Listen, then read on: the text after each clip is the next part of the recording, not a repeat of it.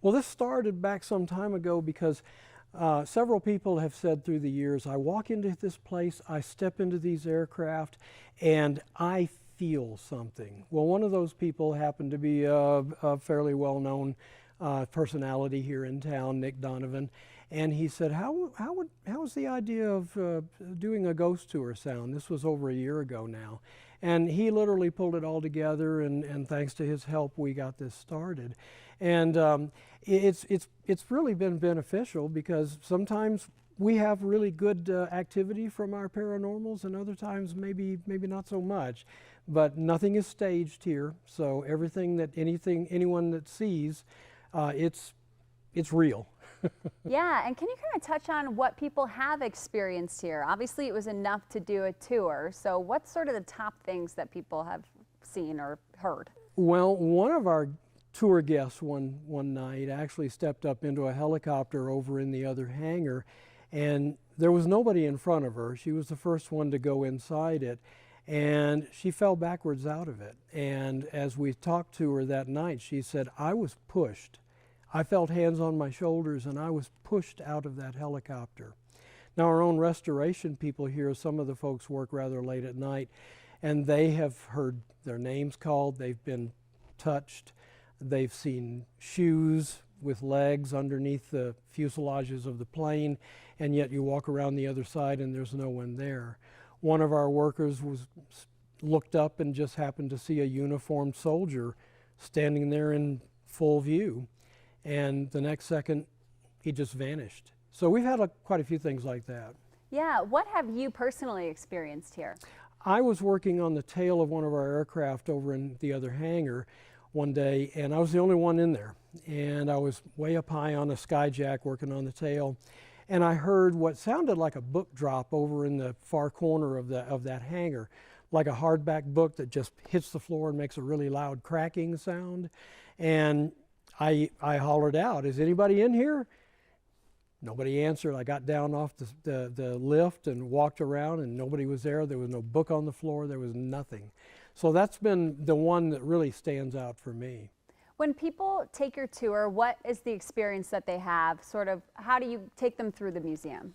I like to start off with giving them a lot of the history that this is in this area, involving the fact that this was an Army air base, a training base during World War II. The likes of Clark Gable trained here. Jimmy Stewart was here, actors. We think Gene Roddenberry, Star Trek creator, went through here as well. So there's a lot of history here, and because of the fact that it was a training base, there were crews that lost their lives here. So it's really no surprise that take that along with this type of aircraft, having served in the military, that you're going to have people that maybe haven't made it to the other side, and they like being here. What's sort of the feeling that you get from the spirits that may be in these hangars? Do they feel mean, evil, nice? What sort of is their personality? They're like military people are. They're fun-loving. Mm-hmm. They like to mess with you, and they like to call your name out, and they don't mean anybody any harm. That's the cool thing about it. Why do you think it's important to offer experiences like this? Do you think it draws people into the museum that maybe wouldn't have come otherwise? I think it does. I've been told by any number of people that have come here for the ghost tour, didn't know everything out here, didn't know you had this. We'll be back during the day so we can see more of it. Yeah. So it's been really beneficial for the museum that way. What would you say to encourage people to come to the museum day or night to check out what you guys have to offer? What would I say? I believe I would say something like, you may not know we're out here, and we've been here for quite a while now, about 40 or 50 years.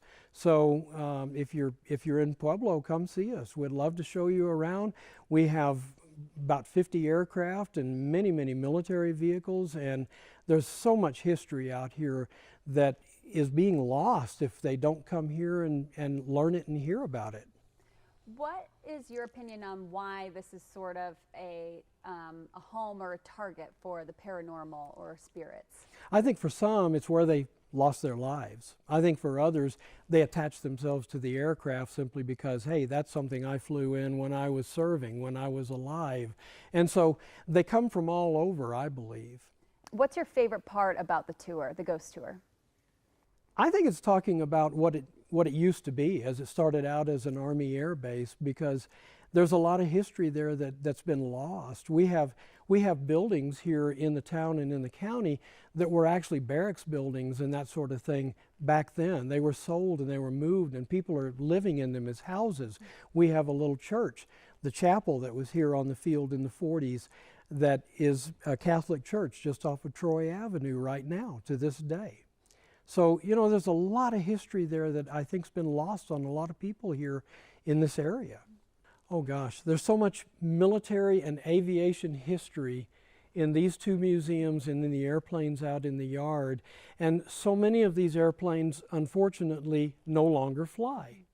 And so because of that, it's our job to preserve these and make sure that people can see. This bomber right here represents the same kind of bomber that dropped the atomic bombs on Japan. That's what ended World War II. And of those almost 4,000 bombers built, there's 25 airframes left, that's all. And only 2 of them fly.